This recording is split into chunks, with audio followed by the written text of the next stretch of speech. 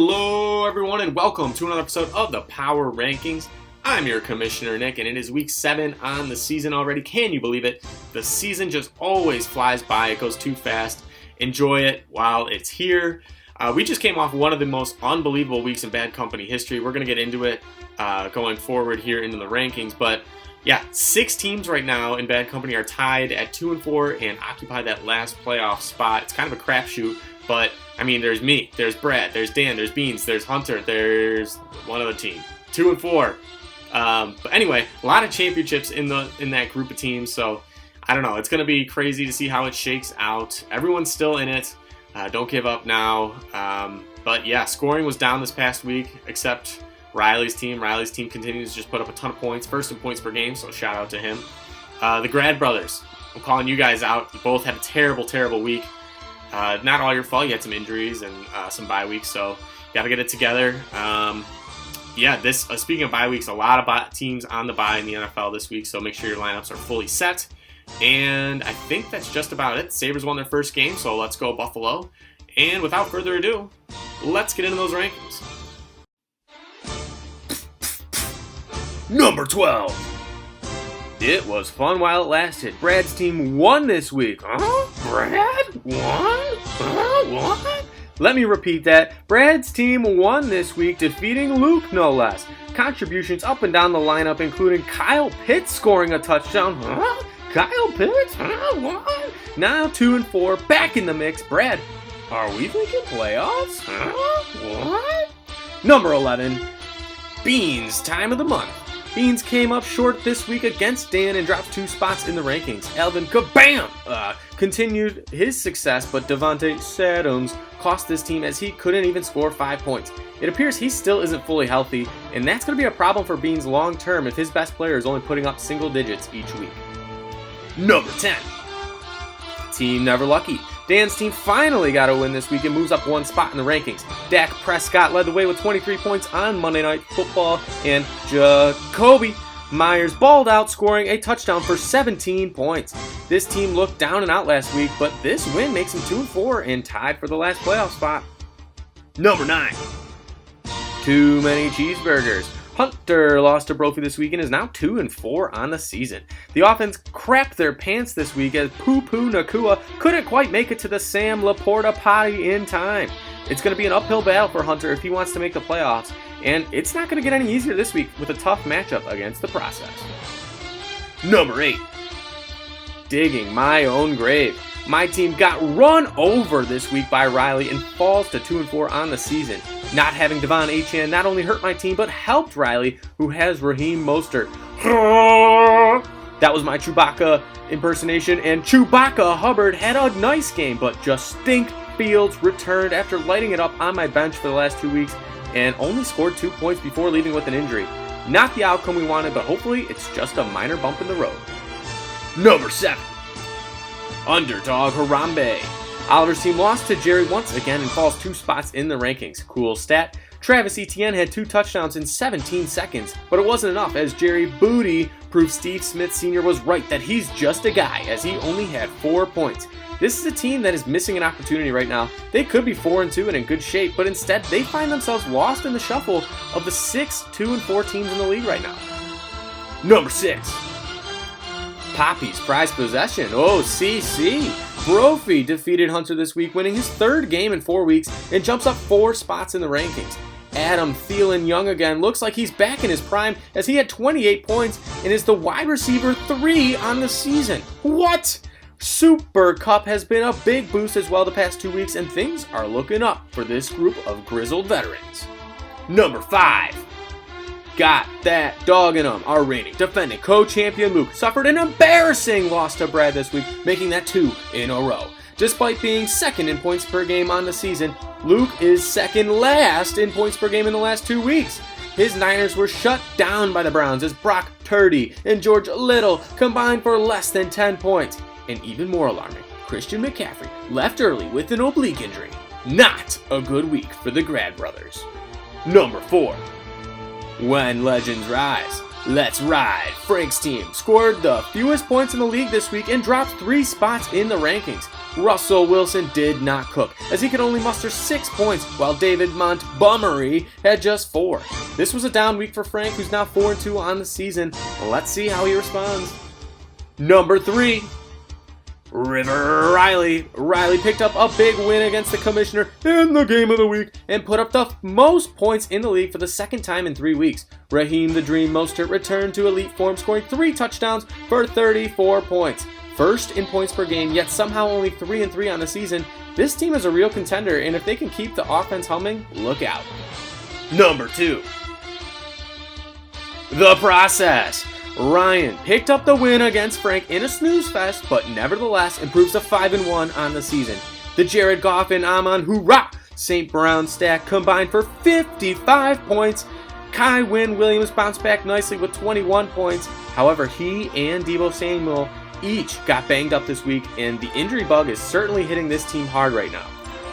And number 1, Quantum Cheeseburger. Oh my God, it has been 1,866 days since Jerry joined Bad Company, and going into week 7 of 2023, for the first time ever, Jerry is number 1 in the power rankings. He defeated Oliver thanks to Tyreek Thrill's 28-point performance and is now 5-1 on the season. This is a shame on everyone in the league for letting this happen. One of the darkest days in Bad Company history. Ladies and gentlemen, hell is officially frozen over and pigs are flying. The world is officially coming to an end. And I don't know how I'm supposed to transition into the commissioner picks right now, but here's the week 7 matchups. As you can see, I went 3-3 last week, just above 500 on the season. First matchup here, Dan taking on Riley. Look at that spread, folks. Riley's a 20-point favorite coming into this one. And not only am I taking Riley to win, I'm taking Riley to cover. In our next matchup, When Legends Rise taking on It Was Fun While It Lasted. Brad, surprisingly, an 11-point favorite over my dad's team. My dad's team's really hurt by the bye weeks this week, so I'm going to take Brad's team to keep it rolling, maybe win 2 in a row. Who knows? Let's see what happens. Digging my own grave, I enter as a 6.5-point favorite. I forgot the minus sign there, as you can see. Over underdog Harambe. I like my team, but I also like Oliver's team, and so far I'm 2-1 when picking against myself. So I'm going to pick against myself. Oliver, I think you can win this one. You can still win this one. Too Many Cheeseburgers taking on The Process. Ryan's team versus Hunter's team. A long, long rivalry. These two go way back. Ryan only a 2.7-point favorite at the moment. I'm going to take Ryan to win, though, and keep it going. 6-1 on the year. Let's see what happens. Quantum Cheeseburger, Jerry's team, a 4-point favorite over Luke, and got that dog in him. This is a big matchup, folks. Could be game of the week quality, but not today. I'm going to take Luke to win. I'm taking everybody on the right this week. Hopefully my predictions all come. Well, besides my matchup, I hope they all come true. And in the game of the week, we've got a couple newcomers to the prime time. It's Poppy's Prized Possession taking on Beans' Time of the Month. Brophy's team is 3-3, but has been lighting it up lately. And Beans, he's still fighting for the playoffs. Brophy has beaten Beans 6 out of their 9 matchups, nice, including 3 times in a row. Both teams have pretty good QBs. They're both going to need to lean on in this one, but in the end, I think I'm going to take Brophy to win.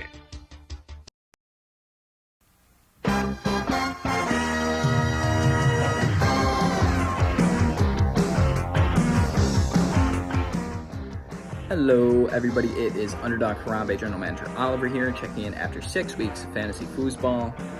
Just dropping by to give my thoughts on the state of the league, current matchups, things that have happened since the season began, and everything else in between.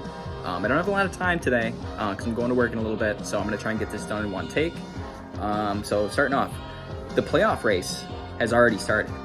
We've only played 6 games. It's only week 7, but we have 6 teams right now that are 2-4. I don't think anybody saw that coming when the season began. That means everybody's in the hunt. We have Nick, myself, Hunter, Brad, Beans, and Dan all at 2-4 for that last wild card playoff spot, so to say. So everybody's in the hunt. It's going to be a great race to watch down the stretch. And when I mean everyone's in the hunt, I mean you too, Brad. So I don't want to see the fire sale coming anytime soon because everyone has the same odds to get in. Sorry about James Conner. It's the way it goes sometimes. So let's get into the picks. We have Nick versus myself, Underdog Harambe. I'm coming off a tough loss this past week against Jerry. It's going to happen when you're going against Tyreek Hill. Happens to the best of us. It's been a historic season for Jerry too. Shout out Jerry, 5-1. I don't think anybody had Jerry being 5-1 on their bingo card. Shout out Ryan too. He's having a great year. But who'd have thought? Jerry on top of the rankings most likely. But in this case, I'm going to take digging my own grave over underdog Harambe. Like I said, tough loss to Jerry this past week. I am a little more excited for my Jerry Jeudy. Hopefully he can get traded out of Denver soon, because they are a tire fire on both sides of the football right now. They are an absolute mess. Russell Wilson throwing for less than 100 yards. Oh my God, think of the children, for Christ's sake. But anyways, moving on. We have the process versus too many cheeseburgers. I'm going to take Ryan's team. Hunter's still struggling at the running back position, and until that improves, especially going against a 5-1 team, you got to go against the opponent there. Then we have Brad versus Frank. Frank, no RBs this week, which is kind of tough. I'm still going to take Frank to win because Brad still has a couple holes in his lineup that I don't think he can overcome. Then we have Beans versus Poppy's prized possession. I'm taking Beans here, the underdog. We got Poppy at 3-3. We got Beans at 2-4. I think Kamara is going to pop off on Thursday Night Football and secure the W for Beans. Go Beans. Then we have Quantum Cheeseburger versus Got That Dog in him. And this one solely hinges on Christian McCaffrey's health. If he's healthy, he's the #1 player in fantasy football. If he's not healthy, there could be some problems there for Luke. And right now it's trending like Christian McCaffrey will not play through that, I think, what was it? Abdominal tear, something along those lines. I am going to take Quantum Cheeseburger because we do not know if Christian McCaffrey is going to play. And lastly, we have River Riley versus Dan. I'm going to take River Riley. It's kind of the same deal with Brad's team here. Just too many holes to overcome. Not really a competent quarterback on the roster, especially with Dak Prescott on the bye. So I'm going to take River Riley. To close, I don't really have much to say. Like I said, very exciting next couple weeks of fantasy coming up for us with the 6, 2, and 4 teams. It's going to be a great race to watch. Don't sleep on me, man. I still have the most points against, and I have the 6th most points for. So on paper, I'm not a playoff team, obviously, but one could ascertain that my team has already faced the hardest part of its schedule. We got some softer matchups coming up, and I think my team is going to be able to deliver. I don't know if it happens this week because I'm a little light this week, as I'm sure many of us are. So like I said, I'm still taking Nick to win. Lastly, to close, I'm guaranteeing Harambe in the playoffs for the 10th straight year. Bull kid.